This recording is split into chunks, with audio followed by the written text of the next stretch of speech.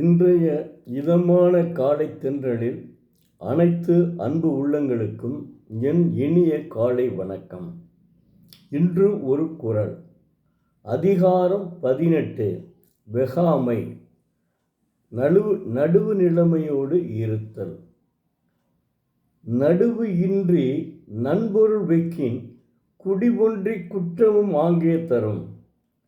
தெய்வப்புலவர் திருவள்ளுவர் பிறர்க்கு உரியன கோடல் நமக்கு அரண் என்று எண்ணும் நடுவு நிலைமை இன்றி அவர் நண்பொருளை ஒருவன் வெகுமாயின் அவ்வெகுதல் அவன் குடியை கெடச் செய்து பல குற்றங்களையும் அப்பொழுதே அவனுக்கு கொடுக்கும் என்கிறார். ஒருவர் தம்முடைய பொருளை பிறர் தம்முடைய பொருளை போற்றுவது போல் பிறர் பொருளையும் போற்ற வேண்டும். அதுதான் நடுவு நிலைமையாகும். அத்தகைய நடுவு நிலைமையின்றி பிறர் பொருளை அபகரித்தால் அது அறநன்று.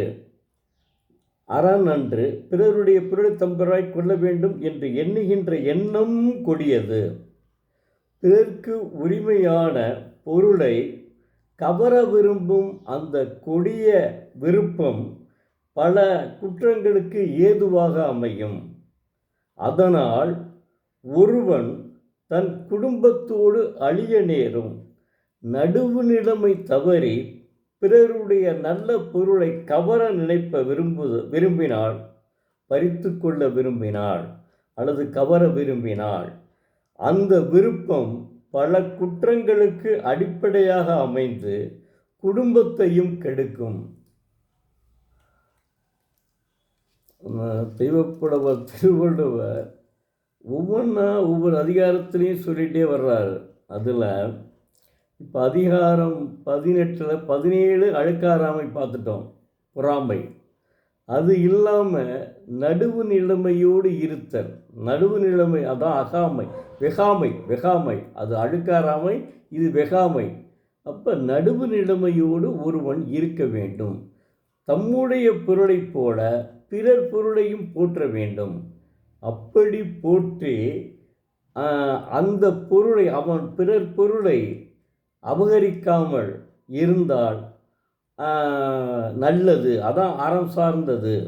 அப்படி இல்லாமல் நடுவு நிலைமை தவறி அடுத்தவனுடைய பொருளை கவர விரும்பினால் அது அவனுக்கு குற்றத்தையும் கெடுக்கும், அவன் குடியை கெடுக்கும். இதனைத்தான் தெய்வப்புலவர் அற்புதமாக உணர்த்தியுள்ளார். நாம் அவ்வாறு நடந்து கொண்டால், அதாவது அப்படி நடக்க வேண்டும் என்று அவர் அறிவுறுத்துகிறார். அதுதானுங்க நடுவு நிலைமையோடு இருக்க வேண்டும் என்பது. அதுதான் பிற பொருளை என்ன சொல்லப்போனால் திருடுறதுக்கு அர்த்தம்தான்.